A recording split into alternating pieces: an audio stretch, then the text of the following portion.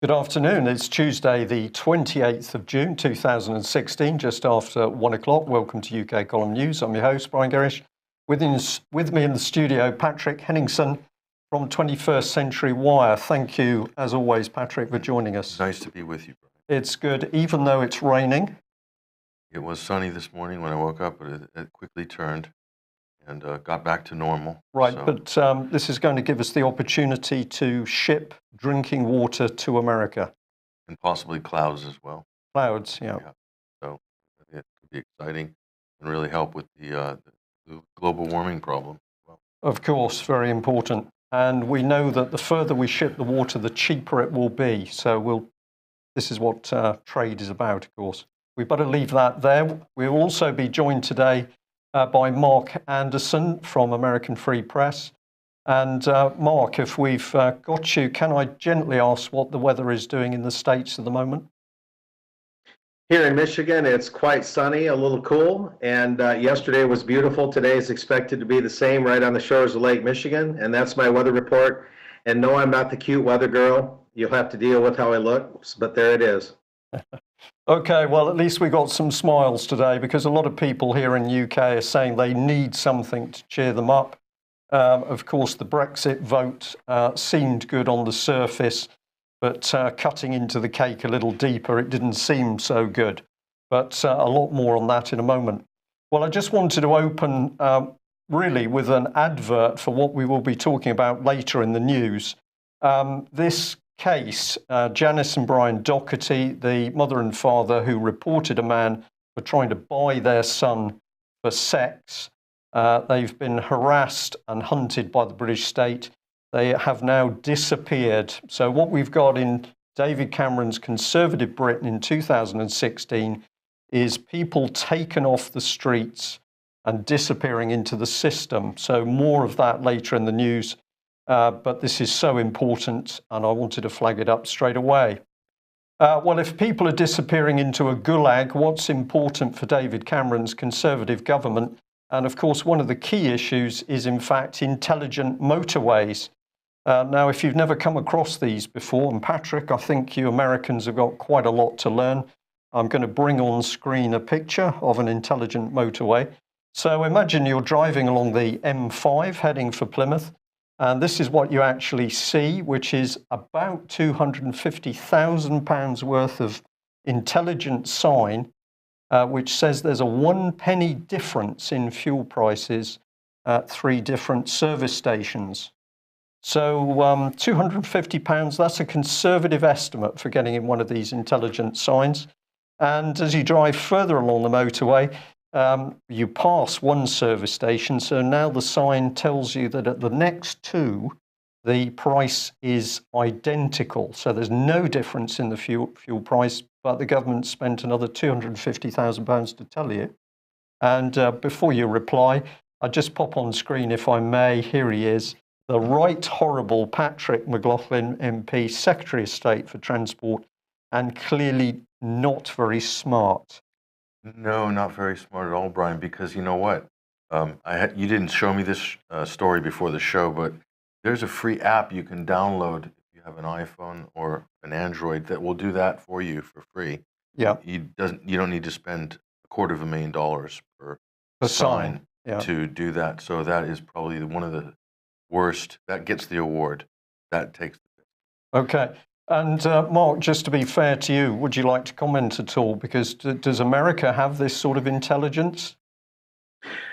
Well, the superhighway, the NAFTA superhighway, is the thing here, and that is a way to truck merchandise from the Pacific Rim through the United States by way of the Mexican Pacific ports. In Texas, it's known as the Trans-Texas Corridor. That's the portion of the new NAFTA superhighway network. And it is supposed to be a highly intelligent, multimodal effort and network of super wide highways. It's being built in piecemeal, and they're making it look like it's a bunch of separate projects, when in fact it's largely one grand project. So they have a similar thing here. I don't see that kind of signage or that kind of waste of money and ridiculous application of technology that you're talking about. But they do have the notion of a smart highway here in place in some areas. It's on blueprints in other areas, and that's so they can continue the free trade system via the superhighway system. And presumably that will also include a toll system, because we're pretty confident that's what's coming in UK. Yes, it is complete toll. That truth be told is the play on words that critics use, but it's completely based on tolls, and it vastly increases the cost of transportation. And I myself have dealt with it, where you drive through a toll loop and suddenly you get a bill in the mail and you have no idea when you entered the toll road, and you have no clear idea when you left the toll road, and yet you get a bill in the mail and they charge interest and penalties if you don't pay it. Okay, well, that's a little bit of a glimpse into the future, 1984. But let's come back to Brexit in UK and some astonishing reports. I mentioned this on the Ukraine, with Ian Crane last night, and I thought I'd bring it up on screen today because this is an outrageous story in the Plymouth newspaper. Suicidal trapeze teacher from Plymouth says that Brexit will ruin her career. I won't repeat some of the comments that have been tweeted back to me, but one viewer did suggest if you're feeling a bit poorly like that, probably the trapeze is not the best place to be. But the whole point about this story is it's based on nothing. The woman is in a difficult personal circumstance, not because of Brexit, but because of career choices that she made. And yet this is being presented to us at the moment as if, oh my goodness, it's one of the results of Brexit. So there we are. If you're involved in circus maybe, or trapeze, you certainly don't want Brexit. Well, if we go to the other extreme, we've got this, and the Independent here reporting on a lawyer who says that MPs must still vote in order for Britain to leave the EU. A new bill to repeal the 1972 European Communities Act that took Britain into the EU must be passed by Parliament. It says until our constitution, under our constitution, the constitutional lawyer says sovereignty rests with what we call the Queen in Parliament. Now, I've put underneath, this does not mean that Parliament is sovereign, because the Queen represents the people in Parliament since she's taken the coronation oath. And the significance of that comment is this, because here is the BBC spewing out the lies from David Cameron. There's a good cause for new UK sovereignty law. This is what the horrible man had to say. If it's necessary to do that again in more detail to make it even clearer to people that our Parliament is sovereign, I think there's a good case for it, so we'll look very carefully at it. Well, this is the lie. David Cameron trying to say that Parliament is sovereign. Well, of course, Parliament is not sovereign. If it were, we'd already be in a dictatorship. And I know that last statement's an oxymoron, but basically, David Cameron, backed by the BBC, utterly lying and trying to say that Parliament has ultimate control. It's the people that's sovereign. So one more, and I will hand over to our guests, really. But this was a very interesting email sent through. Try and read it very quickly. It says, "Hi, Brian, my child goes to school.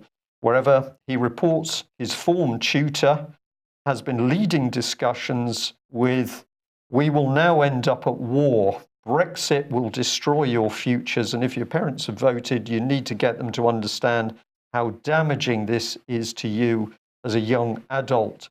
The boy's pretty clued up, though, and he said it might change the fact that 75% of his class had no prospects of a career. But the point that the person makes who sent this to me is that this was essentially a political agenda being carried out in the school. Now, I know that this is a hot topic in the States, Pat. We've got a whole new agenda in American schools, Common Cause. And what are we doing? We are, it's propaganda. It is, and it's politicizing something that has no business to be politicized in a classroom. Yet, time and time again, this is what we see. Whether it's sustainable Agenda 21 type stuff baked into curriculums, by teachers, not even in the curriculum, but they decide to bake it in, and the advancing of certain ultra liberal left-wing items, social items, and it's really trying to shape the minds of the children in a very Right. politicized, a very cunning way. And we can say that this isn't an agenda just drifted in by the old school teacher. This is agenda that's come straight down from state government. But what they're doing, this is interesting. Just flash that email back very quickly. The significance of this you cannot understate, Brian. This is turning children against parents. Yeah. This is designed to split families, to turn generation against generation. This is the culture wars, okay? And this is more dangerous than class warfare, pitting race against race. These are all bad things. But what you're seeing here, what this teacher is enacting here, is hugely damaging. This is the type of thing that can cause great strife socially in a country. And inside families. And this is done by design. This is done by design. And I mean, if I was in charge of that school, that teacher would be fired straight away. Yeah. But yet, this is probably more prevalent around the country than anyone would care to admit. I'm confident that is the case because the amount of correspondence we receive on it. Well, Mark, your slide that you were keen to get up here is, of course, the Truth Hound, which is where you are blogging. But a fascinating title: Congress quietly considers creation of Truth Ministry. This seems to fit in quite nicely. What's this all about? Well, while we're all ranting and raving, I write here about more civilian gun control in the wake of the very mysterious Orlando event. The U.S. Congress has been quietly brewing a bill that would apparently create an official Ministry of Truth in the federal government, as I write. And this is H.R. 5181. It's called the Countering Foreign Propaganda and Disinformation Act of 2016.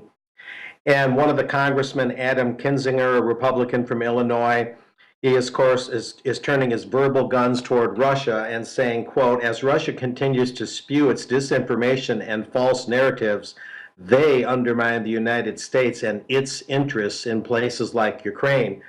But Mr. Kinzinger is either being very deceptive or is blissfully unaware of Victoria Nuland, the State Department figure who worked to get that Yatsenyuk guy and Poroshenko in there, and the United States State Department having been active in overthrowing Yanukovych's regime in Ukraine, and that the United States was fully behind the coup in Ukraine in early 2014. And so the U.S. once again is playing this shining city on the hill image where propaganda could only come from Russia and outside the United States. The U.S. is this citadel of truth. And if we only counter the foreign propaganda through this bill, then everything will be right with the great city on the hill, the United States, and the free world. And this is the grand deception going on. The U.S. has been a birthplace, a incubator for propaganda for generations. It goes back to the United States Information Agency, which Edward R. Murrow ended up heading after his CBS career, the famed journalist. And now we have all these decades of Operation Mockingbird, when the U.S. CIA knowingly and willfully infiltrated news organizations throughout the U.S., particularly coming out of World War II, coming out of World War II mostly, because the CIA was the OSS during World War II. At any rate, this bill is clamping down on Russian propaganda, acting to counter that. And in it, this congressman takes a very dim view of Russia, and they're basically kind of trying to give us a retread, a revisit of the good old days of the U.S. propaganda war with Russia during the days of the Cold War, is what I mean. So you have here a bill that will then create a U.S. agency to counter foreign Russia propaganda, to kind of resuscitate the Cold War info wars between the two nations. And it involves the Broadcast Board of Governors, which is a rather obscure body within the U.S. government. And that is a federal body that oversees federally controlled and federally funded media networks like the Voice of America. And Secretary of State John Kerry, a member of the Skull and Bones fraternity, is a member of the Broadcast Board of Governors. So you have the US government getting more ensconced in controlling news in order to control Russian propaganda, when in fact the US needs to look in the mirror in terms of just where most of the propaganda is coming from. Well, thank you for that analysis. And it's becoming increasingly obvious, I think, certainly if we look at propaganda from the British BBC, that the quality of the propaganda that we're pushing out is so pathetic that the general public are beginning to see through it quite easily. I think Putin must be laughing. Patrick? Yeah, Mark's brought up a lot of interesting points there. I just want to add to, here's the reality. The reality is that since World War II, two countries have had a monopoly on global English language media, and that includes news and commentary and analysis. That's the United States and Great Britain. Okay, and that monopoly has been broken in recent years. And what this bill that Mark is alluding to here is really targeting mainly RT. And RT globally has gathered a huge audience. And the reason is because they're, on the whole, doing a much better job at reporting international news events and offering commentary and analysis. Now, if they think they're going to build a new arm of the government's media complex that's going to counter the Russian propaganda, all that's going to do is produce its own propaganda. It's already doing that. It's doing that through CNN, through Fox, through the Voice of America, through Radio Free Europe, and whatever else is under the government's umbrella there, and it's ridiculous. This is why people are tuning out. The other problem is they don't realize, and few people have bothered to pay attention, RT is not only a state-funded media outlet, they're commercial. They're part public, part private, and their commercial earnings are going up and up and up, and it won't be long till that is a sustainable commercial project, okay, if it's not already. And this is something that's totally overlooked, and this is the problem with generally journalism, because people don't look into this stuff. They run TV ads. They have huge income on media stream online. So they're very successful. So if it's a battle for eyeballs, listen, I'll end with this. I would be watching CNN and the BBC and Fox if they were doing real reporting. If they were doing real analysis, I would be glued to those channels, but they're not. And this is why me and everybody else are not looking at them, because they are not producing what people want. And RT is, and they're upset about that. And they're kicking and screaming, throwing their toys out of the pram right now. Okay. So sorry. Right, well, Mark, take us on. You've got some comment here on Brexit. Well, I appreciate what Patrick just said, and I concur. RT would be a central target for the reasons he stated. Yes, of course, with Brexit, I'm continuing to follow those I follow often, and that's the global network here that works under the umbrella of the World Affairs Council of America, or WACA. And there are some 60 outlets in the U.S. that could be said to be branches of Bilderberg. People have to understand that Bilderberg and the Trilateral Commission are a network, and they have feelers. And these 60 outlets, the Chicago Council on Global Affairs, the Dallas World Affairs Council, the San Antonio World Affairs Council, 60 of them, regional and city-based throughout the U.S., spew the CFR Bilderberg Trilateral line on a daily basis, and they have money to burn. And therefore, of course, they're all aflutter about Brexit. And they try to cover all the bases. They come out largely against it, of course. But what I'm pointing out with this article through the Chicago Council on Global Affairs, this is written by a Mr. Richard Longworth, I think his name is. He's a former Chicago Tribune journalist. And there's a lot of former and current journalists in this whole affair that, just like at Bilderberg, they associate with these people. They participate with this forced integration on a transnational basis, but they don't report on it. They're absolutely dropping the ball with the rules of journalism.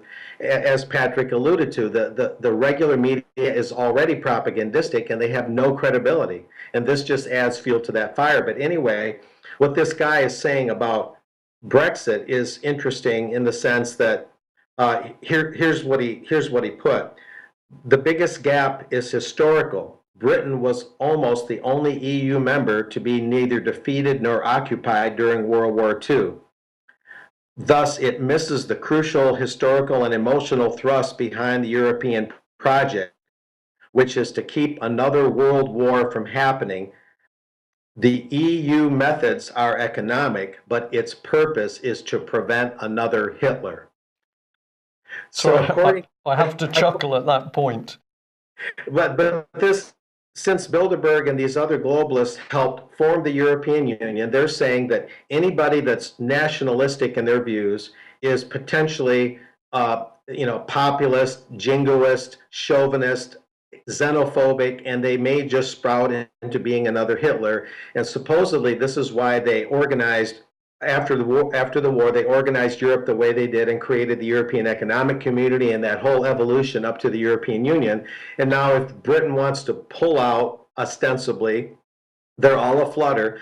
But the fact is that World War I and the conditions coming out of World War I that were imposed on Germany, carried out by these very same globalists through the Woodrow Wilson administration, through the foundation of the Federal Reserve System, through Edward Mandell House, Philip Drew. He wrote the novel Philip Drew. He was that obscure character who was the controller or handler for Woodrow Wilson. A lot of us remember Colonel House.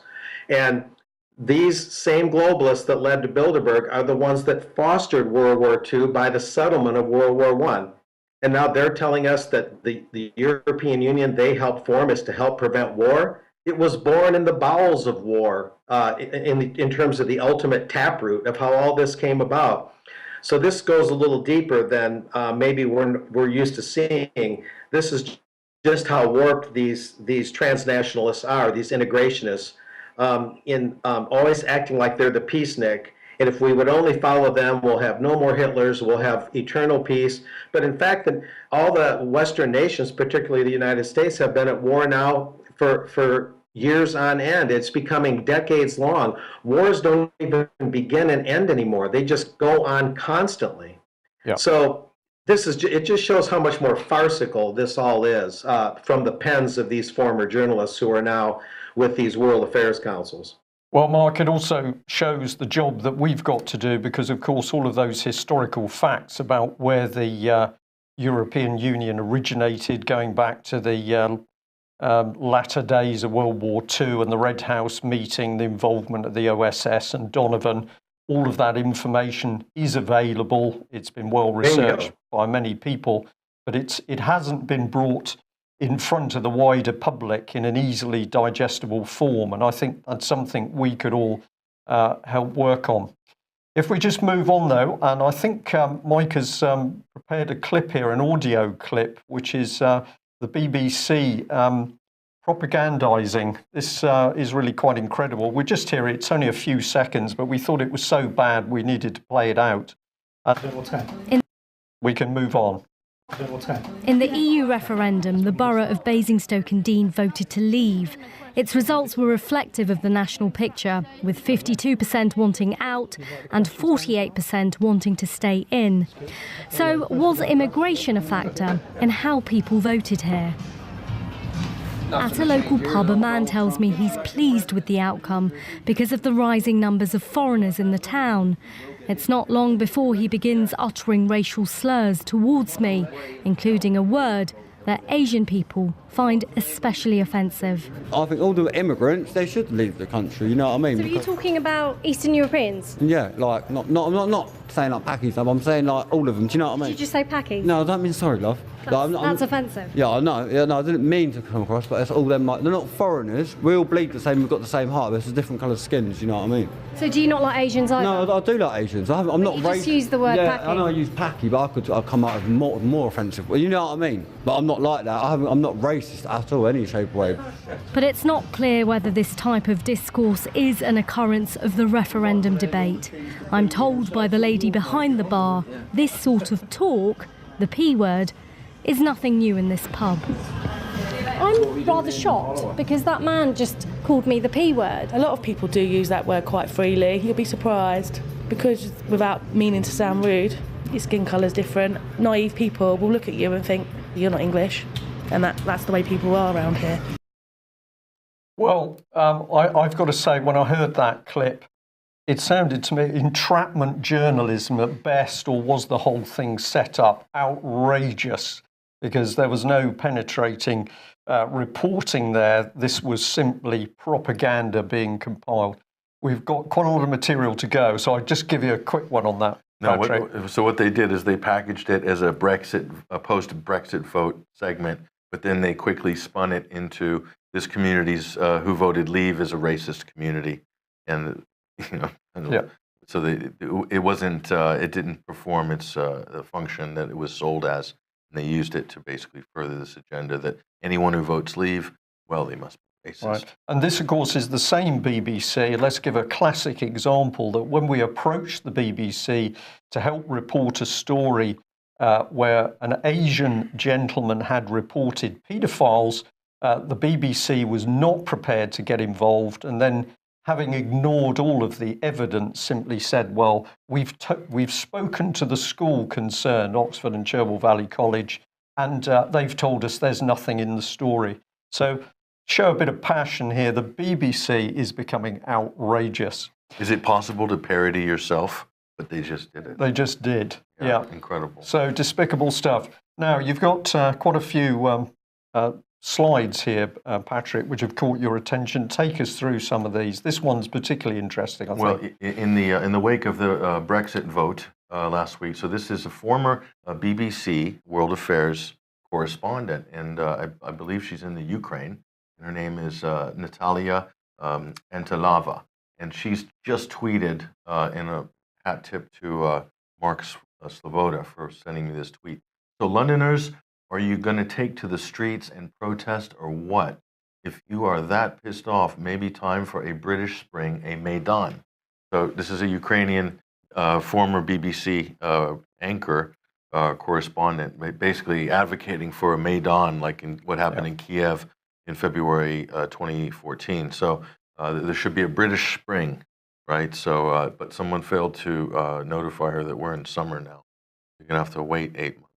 I wonder whether she was trained by BBC Media Action that specialises in subversion. Don't know. Yeah. So again, this is the narrative that the country's angry, that the masses or the working class voted to leave the EU, and so the bourgeois class is upset and calling for a color revolution in Britain. Yeah. So and cue George Soros.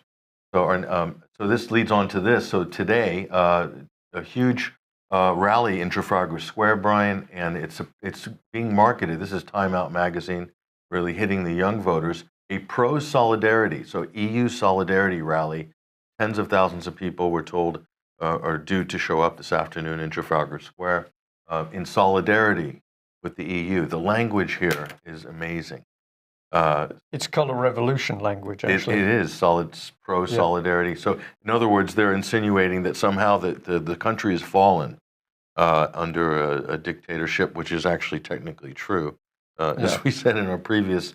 But what they're doing instead, they're rebelling. Time Out is trying to get the youth to rebel against the vote, is essentially what they're doing. So, again, it's characterizing this thing that voting's bad, referendums are bad. Yeah.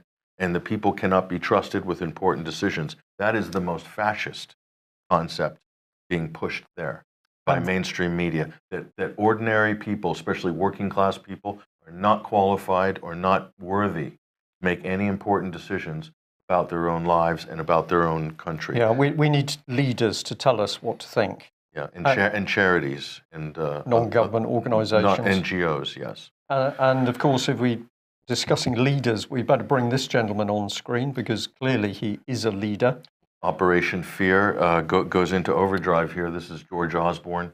The country is going to be poorer because of Brexit, says George Osborne. How exactly he came to his sums on this is beyond me. And if you look at it, any time a country's gone independent, Brian, or gone on their own, huge economic success stories, it's hard to find one that isn't a success. And that makes sense because the country focuses back in on itself. The priorities are what that particular country's priorities are. You're not distracted by European infighting and politics. And if you look at the country like a company, you shave off a whole layer of bureaucracy. That cuts costs straight away. It increases efficiency. You only have to look to the best performing economy in Europe right now, Brian. It's which country in Europe? Not the EU, in Europe, it's Norway. one of the best performing economies Yeah. in the country, and they're not part of the EU. Yeah. But yet they have access to the EU market, just like Britain will maintain its access to the EU market. So, Of course. but not say Britain's going to leave. We don't know if that's actually going to happen yet. But if they do, Norway has an access agreement that Britain will be able to negotiate a much stronger agreement because Europe sells more products to Britain Of course. than Norway does. Yeah, So they it's- just forgot to tell us that. yeah. So, If we can just pop George Osborne back on screen, I just wanted to say I'm a little bit worried about him because he's looking a little bit drawn and peaky. I don't know whether he's been drinking too much Coke. And the other thing I noticed was that Russia Today reporting UN human rights chief urges Britain to act over post-Brexit xenophobic attacks. I'm not sure Interesting. where all these xenophobic attacks are, but apparently the UN has said we've got to act. they must be in that pub in Basingstoke. Bring in Branson. Here we are, the gremlin himself, Richard Branson, the billionaire eon of all things, Virgin, is calling, demanding, in fact, the government hold a second referendum to prevent the irreversible damage to the country. So says the Lord of Necker Island, Right. Richard Branson. He Yeah. knows what's best, and people who voted, well, that's a meaningless gesture by the public who voted. Well- That means everybody who came out to vote. It really discredits the whole process of even having a referendum in that way. But what does Richard Branson know? Apparently, Well, who is he? everything. I always ask this question. Just who is he? So, okay, he's an entrepreneur and he's got an airline and a few other toys, but who is he? What are his values? Do we really care? No. but we don't know much about what his value. No. We know he's rich. You know, he was on Piers Morgan this morning, I think, Oh, well, calling for a second referendum on ITV on the sofa with Piers, who landed a job. So I'm happy that he's in gainful employment. okay. Now, Mark, I know you're there. Just allow me to get through two more with Patrick, and we'll bring you in for some comment. I've got the A register here, ballot stuffing. So this is the lot's been made in the media about this petition by William Oliver Healy, which you covered previously, with all these millions of signatures. Well, this is the register, one of the IT news go-to sources here. Botnet-powered ballot stuffing affected in second referendum petition, and this came out quite early, so this is a few days old actually, and there are quite a few number of many thousands, in fact, tens of thousands, maybe more than 100 or hundreds of thousands of fake signatures run by a bot using array servers globally. I think this article mentioned 77,000 actually, but Yeah, and I think the number grew after that. Yeah. So this is an early report, but it's funny. Vatican City only has a population of 800, yet somehow there were 30-something. The Guardian reported 39,000 signatures from Vatican City. yeah, but a lot of the children presumably underage. There's only room for 800 apparently. So again, this should show you that someone is engaged in dirty tricks, I guess, or this is just done for what reason, I have no idea, but They don't like it is the reason, isn't it? They do don't not know. like the result. This one I found absolutely fascinating because it gives us a totally different picture on what might be going on. so this is and this is a very typical tweet. This is by Jamie. I don't really know. I think Jamie Papel, but she's got some very interesting tweets actually on her front page. I like a lot of them. But she says, "I haven't come across a single young person supporting Brexit today. Our future should have been our decision, not in our name." I love this hashtag, "not in our name." This was first used as an anti-war hashtag, and it's funny how it's been appropriated for by the Remain campaign, "not in our name." So again, it's like a kind of war talk, or it's protesting, but protesting for the establishment in a way. It's an interesting way that it's been inverted. And we are seeing the manipulation, the use of social media in order to get this political agenda across. Mark, we've covered quite a bit there, but comment where you like. I was going to add, and you guys picked up on it, and RT had it right after the vote, that there were supposedly 2 million plus signatures on a mysterious petition saying, let's reverse Brexit, let's exit Brexit, and actually remain and override the vote and just nullify the whole thing.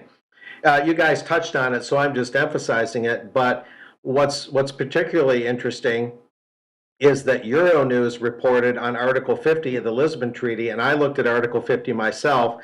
Not only does it take a minimum of 2 years to actually exit the EU, every single law and regulation that applies to Britain, cooked up in Brussels by the EU, still applies to Britain on June 24th, June 25th, and well into the future. Britain is still in the EU, operating under every EU law, every EU stricture, every EU regulation. Nothing has changed. And this has to be stressed. Okay, we'll just move on to the next slide. Absolutely. So that person saying, where are all the, the young people's voice hasn't been heard? Well, according to the BBC News, Brian, in this article, which I was surprised how balanced this article is, I think even the BBC's pennies dropped a little bit in terms of the public mood, but 8 reasons the Leave vote won the UK's referendum in the EU, and the reason is because from the 18, according to the stats, 18 to 32-year-olds, 64% stayed at home. So 64% of the youth, who this person, Jamie, who was tweeting earlier, saying, oh, our voices haven't been heard, that's because the old fuddy-duddies outperformed the millennials when it comes to the crunch and getting your butt out to the poll to vote. The fuddy-duddies have it. Yeah. And the youth are complaining on Twitter, but yet they're not bothering to get out and actually get to vote. So because the same media that's pumping this out has actually dumbed them down so that they're asleep or playing video games or whatever else they do. So this is interesting. So and on the back of that, so this is the fallout here. David Cameron faces Brexit talks with EU leaders, and there was fear-mongering that he wouldn't be allowed to the crisis meeting in Brussels, but I think he's there in Brussels. That wasn't true.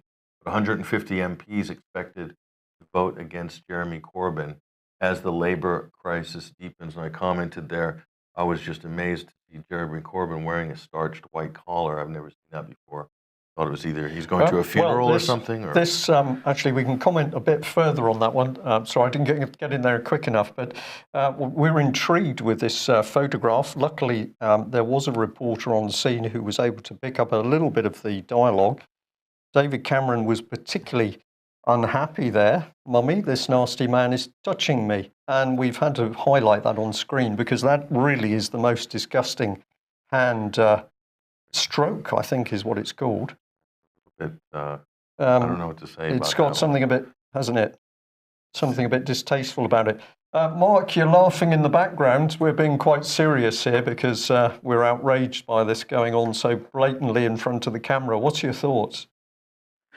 Well, these sort of unseemly activities are not uncommon. We see Masonic handshakes oftentimes among these leaders and other strange gestures. And like Patrick said, you really don't know what to say about it.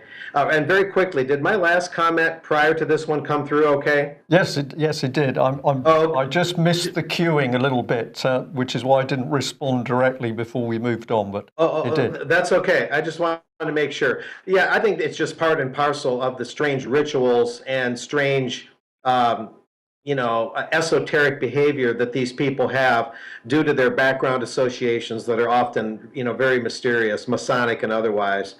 But I guess we need not elaborate on that right now, but it's always something to keep an eye on. Yeah, absolutely.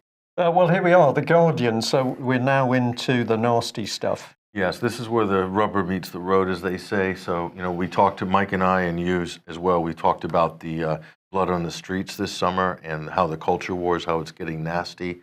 And so this hit the wires really fast, Brian. I was amazed at how much immediate traction, but I only saw a few major outlets reporting this. One was the LA Times, The Guardian, and RT, and a couple of others. The RT was piggybacking off, I think, the LA Times report. But so multiple people stabbed at Sacramento white nationalist rally. Now, and I went and checked this out because I had to file a report on this story. So I did a little research. And it was a so-called white supremacist group on the steps of the Sacramento city building having a rally, and the anti-fascist group appears, and they have it out, hitting each other with sticks, and apparently we're told that 6 people got stabbed. Right. Okay, now, and I looked a little closer and I watched the videos. The police were not policing. I don't even know if they were police. They seemed to be actors or something. They didn't engage at all. There's no mention of any arrests being made. Now imagine 6 people getting stabbed right in broad daylight at 12 noon, and lots of police surrounding there, the police were taking photos and video, were not doing anything. And my experience with police in America is that if as soon as you pull a knife out, it's over. Well, it's going to be a taser, Well, minimum, it's isn't it? going to That's be a what taser, tasers are for. and you'll be tie wrapped, and you'll be Yeah. down on the ground within 5 seconds. And this thing smacked of a staged provocation, where I believe both sides are being directed. And the timing of this, right before the Republican National Convention, and the so-called Antifa, or whatever the group was, the anti-fascist group, their spokesperson said, we need an organized, militant, multi-state swarming operation to stop these fascists and Nazis. And actually, it wasn't a Nazi group having a rally. They're quite a moderate in terms of the hate white supremacist scale, quite a moderate thing. So, and of course, the Southern Poverty Law Center was there, on standby to provide information about this so-called hate group. And it's completely staged. The fact is, every single activist group, every single movement in America from the 1950s, from civil rights, to environmental, to white nationalists, to militia, every single one has been infiltrated. Every single major and mid-major group in the U.S. That's the way you do it. Has been infiltrated by the FBI. There's hundreds of books, articles, and papers written on this very subject. And the Guardian didn't ask any questions about that. They weren't interested in the fact that you're looking at something. It was the Guardian that reported the Southern Poverty Law Center around Joe Cox, wasn't it? It was the Guardian that first broke that. I think I'm correct. The Sacramento was totally. This was the most staged, theatrical performance I've ever seen.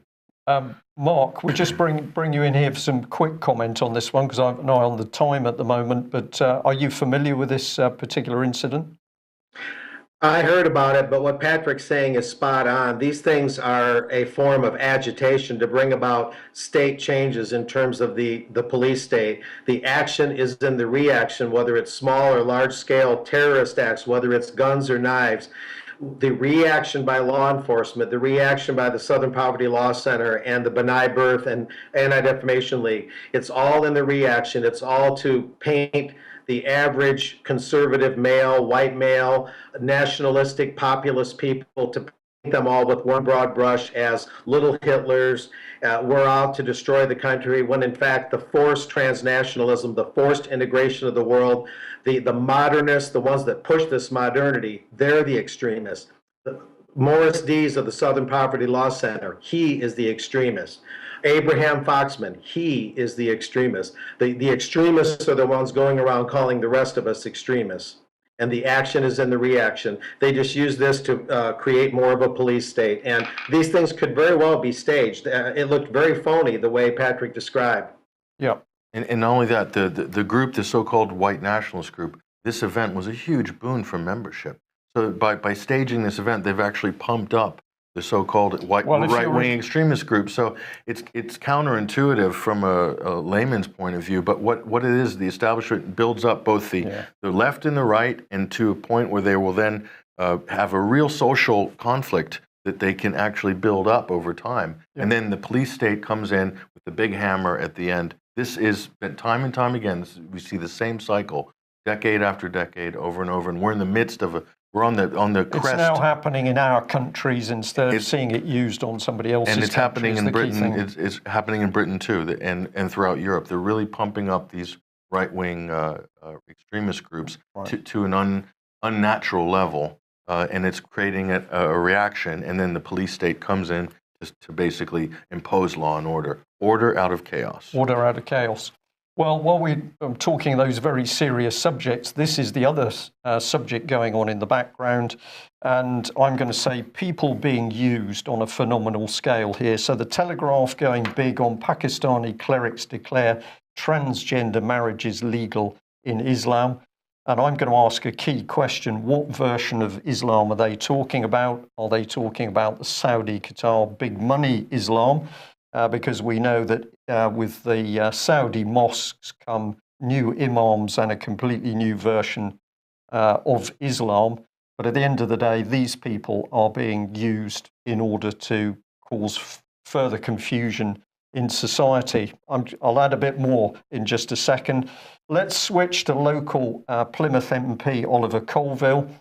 We've been following this man for some time because he's very big on hedgehogs, but he kindly sent me a round-robin email. He said last Thursday, Britain had the opportunity to vote on the future relationship with the European Union. While I am disappointed with the outcome, I fully accept the result. People of Plymouth and the United Kingdom have spoken. They want to leave. He wants to offer his sincere thanks. It goes on, so stay with me. It's now time for our city and our country to come together, heal and unite, good words, in the way that the British do. That means that we as MPs need to listen to the concerns of our constituents and understand why they felt that the only option was to leave the EU. Well, we just bring in the fact that Mr. Colville, they wanted to get out of the EU because they're fed up with politics, which includes MPs who think that hedgehogs are more important than jobs or the state of the country. And of course, local Plymouth Herald picked up here that Mr. Colville appeared to be a little bit naughty with his expenses. So people just getting a bit miffed. But here we go, down the bottom. It says he's interested in an increase in defence spending in order to safeguard the future of our armed forces. That's why they're being cut, of course. A stronger economy for all and a fairer society with the opportunity for those who love each other to marry regardless of their sexuality.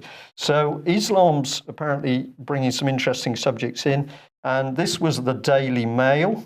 And the comment, in case you can't read it, because it'll be a little bit small on screen, that we put was, never mind the kiss. This is a policeman in partial uniform, because, of course, he doesn't have his hat on.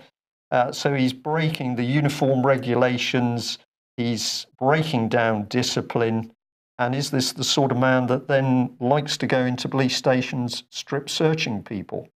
So there's some very mucky stuff being pushed forward. But Mr. Colville goes on and he praises David Cameron. His strength, compassion, determination helped the Conservative Party to achieve a majority government for the first time in 20 years. When he steps down later on in the year, I hope that David Cameron will be remembered as a radical reforming Prime Minister who strengthened the British economy, improved our schools, and drove up standards in our public services. What is this MP on? He's clearly taking something that's causing a problem. And the inset there is just a little banner. It says, read carefully, we don't give a flying fig for Britain or the British. And David Cameron there with his chum, I think they're called in Eton, chums. That's his chum Boris. Mark, I'm going to say that it seems that many British MPs, I don't know whether it's magic mushrooms or it's pollen, genetically modified pollen, but they're clearly not thinking straight anymore. Yeah, there's such servility there, such servility to the ruling class and to the establishment, and such a lack of regard for the common man, as you guys have been outlining through the way they've been commenting on Brexit, through the way they try to delegitimize the whole idea of the people making decisions. And all of that is just part and parcel of paying homage and having total servility and genuflection before the PM, towel flicking their way up the good old boy network, as they say. And it's really distasteful and really getting old. We really need some real leaders. We need some people cut from a different cloth.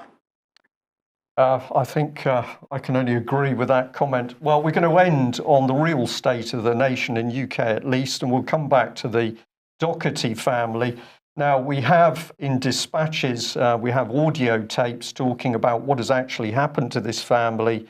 A man approached them, offered to buy their son, to pay £25,000 for the ability to be able to abuse their son. From the moment this couple reported those facts to the police, They've been harassed, hunted, they've had to leave their house, they've had all of their children taken by the state, and they have now disappeared. We have their testimony. We're going to make sure the rest of that interview by David Scott of Northern Exposure becomes available. We're going to encourage people to listen to it. But where is this couple? We think they're currently held somewhere by the state in Southern Ireland. That's where they'd gone for sanctuary. But as we've labelled there, this is a family that's now effectively become like the South American disappeared.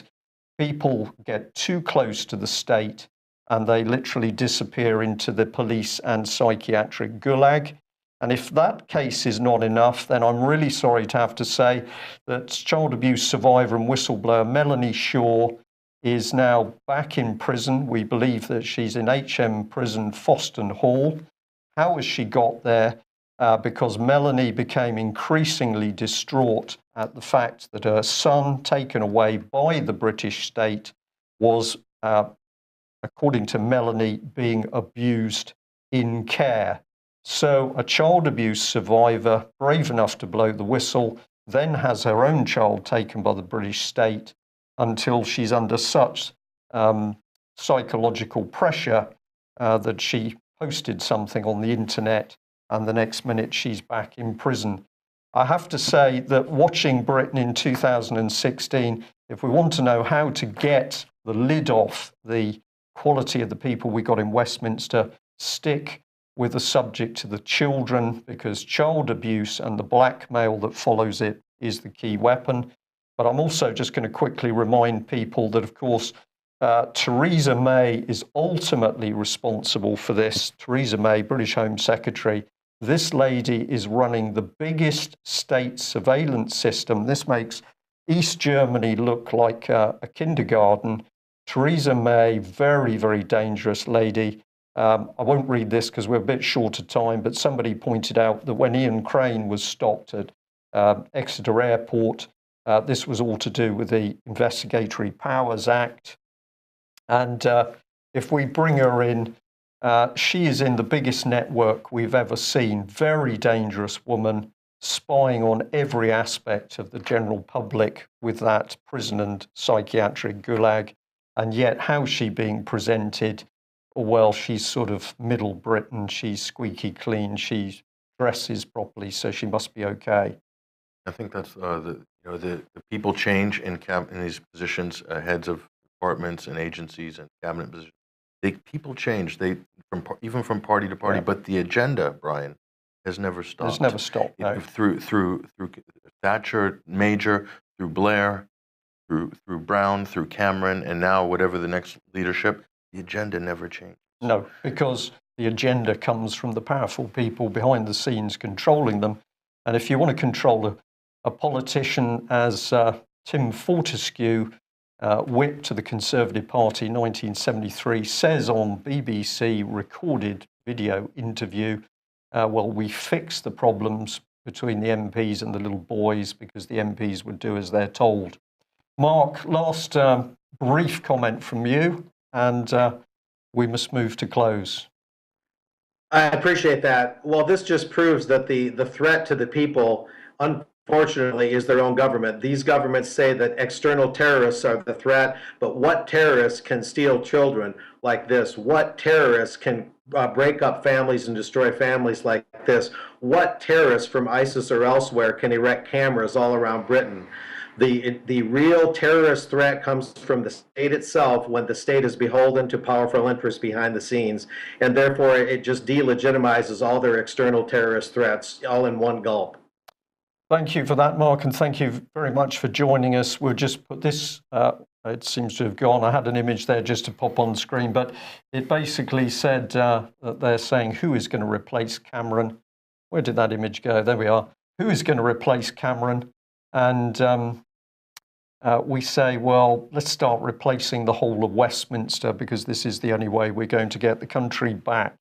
Last 2 seconds from you, Patrick. Nothing particular. I just want to say that I'm really encouraged to see that the conversation around the Brexit vote is getting a little more deeper and a little more intelligent. Yeah. across the board, even in some parts of the mainstream media as well as the alternative, so-called alternative media. So that's very encouraging, and I think people are getting more intelligent, a little wiser to the ways of how they're being manipulated by the political class. Brilliant. And let's remember that 17 million people just about voted leave. So if we want to engage those 17 million people, the best place to start is exactly as Patrick said, by talking about the European Union. Let's get out the truth about where the European Union came from. It has the constitution of a dictatorship and the laws of a police state. That's it from UK Column News. Thank you for joining us. If you like what we do, please consider taking out a subscription or making a donation. Thanks for joining us. Bye-bye.